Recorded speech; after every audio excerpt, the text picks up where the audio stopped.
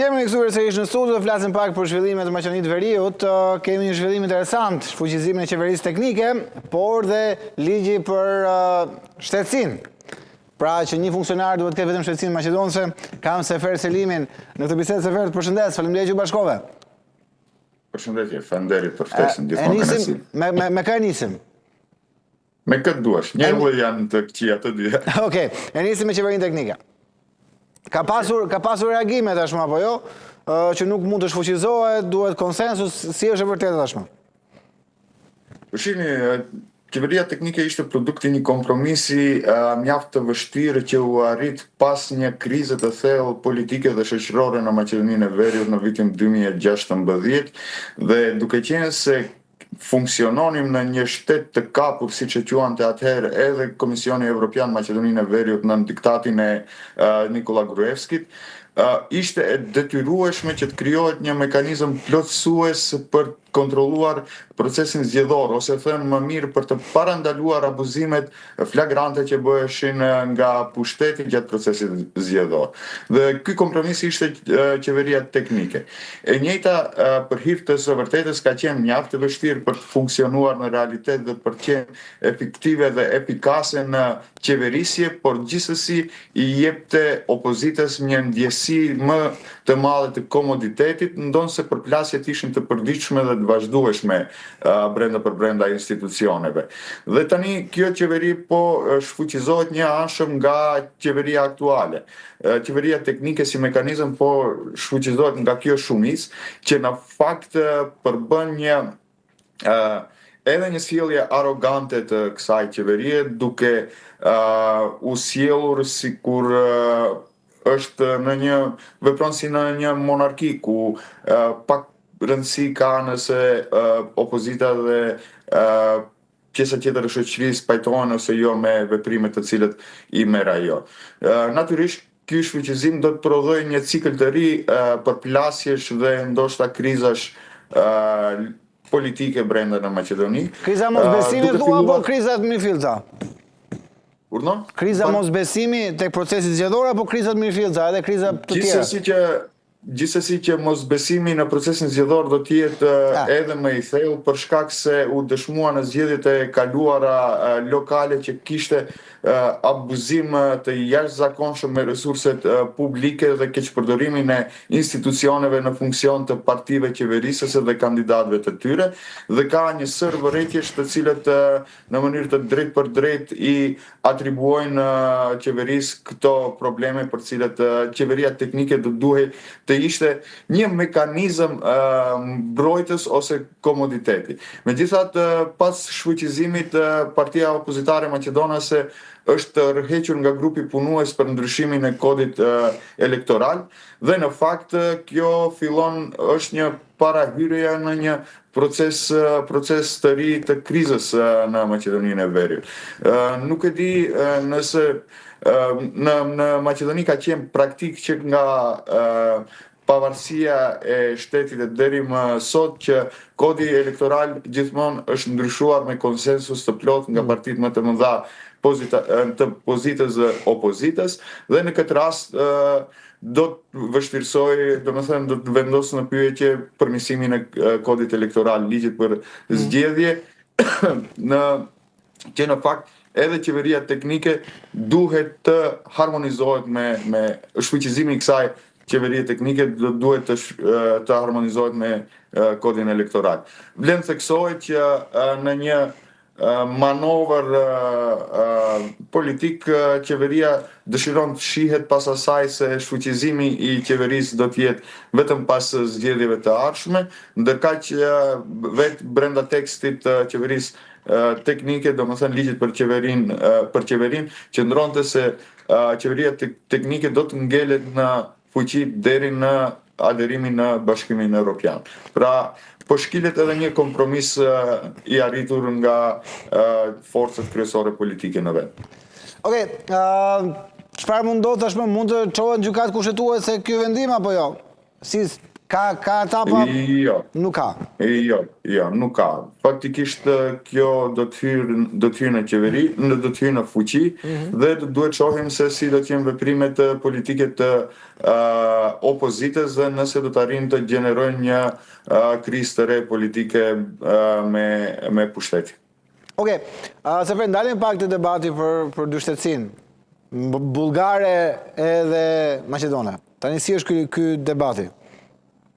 Ky debati është debat kompleksesh që kanë Maqedonasit me çështjet identitare të tyre. Po, është edhe një Sefer, debat. është vetëm për bullgarët apo edhe për pasaportën shqiptare?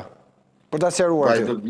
Ajo do të vlej për të gjitha, Okej, për të gjitha. Gjeneza e problemit është tek si të cilën e kanë Maqedonasit në raport me bullgarët. E para dhe e dyta është për herë të parë nuk pas kanë gjë me shqiptarët, domethënë. Nuk kemi ne gjeneza për diçka. Ajo më shumë do t'i godasë shqiptarët në fakt, se sa Maqedonasit, por gjeneza është aty dhe janë dy arsyet kryesore. Një është ky kompleks që e kanë ndaj lidhjeve me Bullgarinë dhe çështjeve që i ndërlidhin në aspekt identitar me Bullgarinë, dhe e dyta është dyftësia dhe hipokrizia e skajshme e pushtetarëve dhe deputetëve, posaçërisht të VMRO DPMN-s, të cilët kanë ndërtuar një narrativ kundër bullgarëve dhe duke kthyer çështjen e bullgarëve në një krizë serioze për proceset eurointegruese të vendit, ndërkaq ata, një pjesë shumë e madhe e tyre, por edhe familjarë të ngushtë të tyre raportohet që kanë në shtetësi bullgare. Pra është vërtetim i një dyftësie në veprim nga Partitë Maqedonase dhe deputetët Maqedonas. Ka raportime të cilët nuk janë plotësisht të verifikueshme nuk mund të jenë të verifikueshme plotësisht, por ka informata serioze që në Maqedoninë e Veriut mbi 220-30.000 qytetarë kanë pasaportë bullgare. Dhe për të marrë pasaportën bullgare, një prej mënyrave më të shpejta, të lehta dhe më të lira është që të pranosh që ke prejardhje bullgare.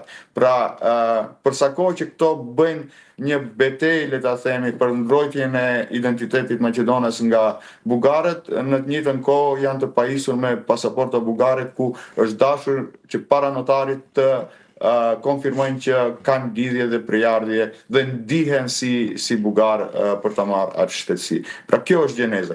Ndërkaq shqiptarët do të goditen drejt për drejt, sepse unë nuk kam askujt se ti dëshmoj se ndjehem shqiptar nëse do të marr një pasaport të Shqipërisë apo të Kosovës.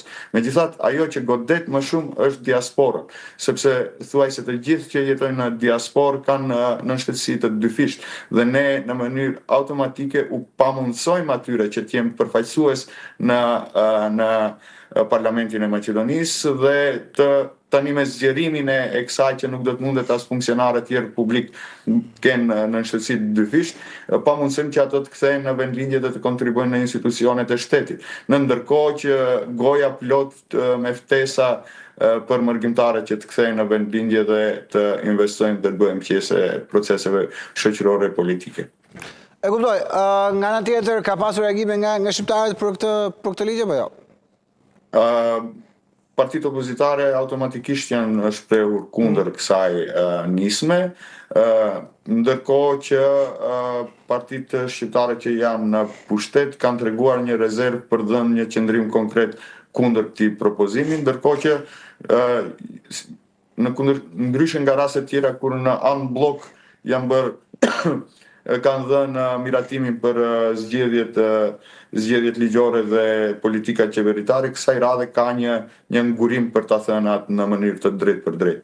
Megjithatë, unë mendoj thimi që kjo më tepër është në kornizat të debatit për të treguar se kush është më anti-bullgar dhe më Maqedonas i madh brenda kampit politik Maqedonas, se sa realisht do të mundet të përkthehet në një ligj të vërtet, të paktën në mendimin tim, sepse në fund të ditës kjo është edhe në kundërshtim me kushtetutën e Maqedonisë në pikpamjen time, por edhe në pikpamjen e shumë njerëzve të tjerë, sepse kushtetuta i njeh qytetarët të gjithë të barabartë në raport me privilegjet dhe përgjegjësitë që burojnë nga të qenurit qytetari i Maqedonisë së Veriut, por në të njëjtën kohë ju jep mundësi atyre që të zgjedhin dhe të zgjidhen në funksione publike. Pra kjo është në pikpamjen time në kundërshtim të plot me kushtetutën dhe shërben më tepër për debat të brendshëm tek kampi politik maqedonës.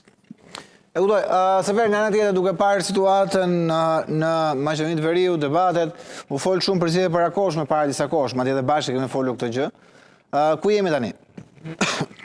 Zgjedhjet e parakohshme janë gjithmonë në tavolinë në Republikën e Maqedonisë së Veriut dhe kohë pas kohe marrin një intensitet debatet rreth saj. Dhe kanë qenë edhe partitë në pushtet vëmëroja që në një farë mënyre jepte sinjale që po shkohet drejt zgjedhjeve të parakohshme, ndërkaq partitë opozitare gjithmonë janë në përpjekje të vazhdueshme për t'i nxitur ato, për t'i provokuar ato zgjedhje të parakohshme. Ne po hymë në pjesën e dytë të mandatit të qeverisë së zotit Mickovski dhe rezultatet e qeverisë së tij janë skandaloze në raport me përparimin e vendit në integrimin e drejt Bashkimit Evropian. Kemi një krizë serioze ekonomike që po reflektohet edhe në investimet e huaja, ku kemi një rënje prej 61% nga investitorët e huaj dhe ka filluar procesi reverzibil i investitorëve duke ikur edhe një pjesë e atyre të cilët kanë qenë në Republikën e Maqedonisë së Veriut. Po izolohemi ndërkombëtarisht, thuajse janë të pakta në numër vizitat bilaterale dhe takimet e kryeministrit dhe ministrit punëve të jashtme, pra vendi nuk është në situatën më të mirë dhe praktika e veprimit VMRO DPMNE-s, nëse ka mbet ajo e zotit Mickovski, siç po i jep shpeshherë edhe zoti Kristian Mickovski që ndjek veprimet e tij, thotë që VMRO DPMNE gjithmonë pas mandatit të dytë, kur e sheh momentin që është në rënje dhe nuk ka mundësi për të menaxhuar situatën dhe mund të ikë nga dora, shkakton zgjedhje të parakohshme dhe rikërkon një mandat të ri. Dhe janë gjithmonë opsion, nuk janë të përjashtueshme. Por realisht më e shpejta që mund të ndodhin ato do të jetë në fund të këtij viti ose në fillim në pjesën e parë të vitit të ardhshëm. Sefer, nga ana tjetër situata në jetën përditshme të shqiptarëve në Maqedoninë të Veriut si është? Po ju keni raportuar thuajse në mënyrë të mjaft koncize dhe të vazhdueshme rreth asaj çfarë ndodh në Maqedoninë e Veriut. Aktualisht këto goditje që jepen të arriturave të shqiptarëve në statusin e tyre politik dhe juridik nuk janë të ndjeshme akoma tek qytetari i zakonshëm. Nuk kanë zbritur plotësisht t'i ndjejnë ata në mënyrë të drejtë për drejtë dhe do të kaloj edhe pak kohë kur ajo do të fillojë të ndihet edhe tek qytetarët e zakonshëm. Këtë që e bëjmë ne shpeshherë mund të duket paralajmërimet që i japim, interpretimet që i japim, shpeshherë mund të duken edhe të egzageruara. Megjithatë, ne kemi për obligim si analist, si opinionist të ndjekim dhe të paraprim situatës para se të vijë në momentin kur ato më do të kemë pasojë edhe tek qytetari i zakonshëm.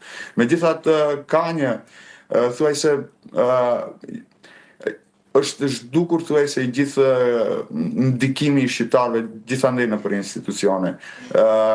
Duke filluar nga Ministria e Punëve të Brendshme, ushtria, organet e sigurisë, duke përfshirë këtu Agjencinë për Zbulim dhe Agjencinë për Siguri Kombëtare, si elemente kyçe të shtetësisë.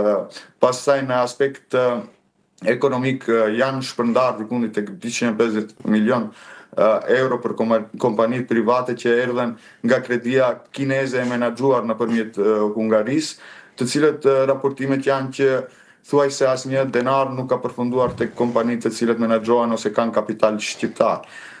Në aspekt vendimarrjes politike po e shohim që bëhen 2 vite dhe partneri politik shqiptar që është në qeveri nuk po bën asnjë përpjekje serioze për të zhbllokuar rrugën integruese të vendit. Dhe kjo është, domethënë, shqiptarët nga një faktor kyç, një faktor mjaft i rëndësishëm në vendimarrje janë kthyer në faktor dekorativ për t'i prezantuar para opinionit më gjerë dhe komunitetit ndërkombëtar se ja kemi edhe ca shqiptarë të cilët janë pjesë e qeverisë. Zëfer, ndalemi pak tek situata, mund ta bëjmë një koment bashkë për situatën në Kosovë. Se ti e njeh shumë mirë edhe situatën atje, se gjithë shqiptarët e kemi vëmendje ajo çfarë ndodh në Kosovë. Çfarë zgjedhin në Kosovë? Sa dëmtojnë vetë Kosovën gjithë ky proces? Është për mua është një absurd i... Pikërisht, nuk i gjejmë dot fjalët, ke drejt.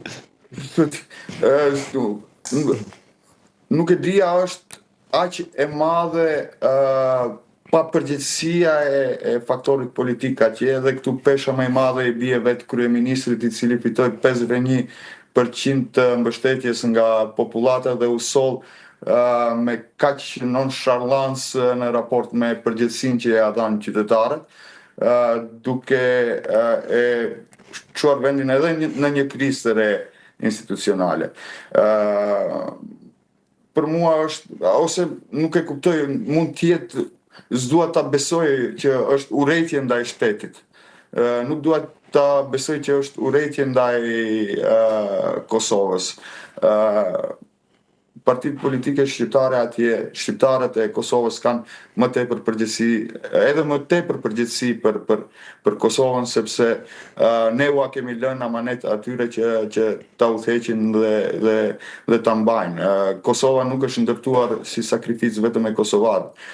Çdo shqiptar gjithkund nëpër botë ka një investim politik në krijimin e këtij shteti të ri dhe kësaj përpjekje shekullore të shqiptarëve për të arritur deri tek shtetësia e Kosovës dhe pavarësia e saj. Dhe kjo sjellje na shqetëson të gjithëve, është e pahishme, por është edhe mjaft e dëmshme për vetë Kosovën. Zëfer Xhelimi, shumë faleminderit për gjithçka sot. Nga Maqedonia e Veriut dhe gjithë analizat që bëre, të përshëndes edhe të uroj një vijim ditë sa më të mbar. Faleminderit gjithashtu.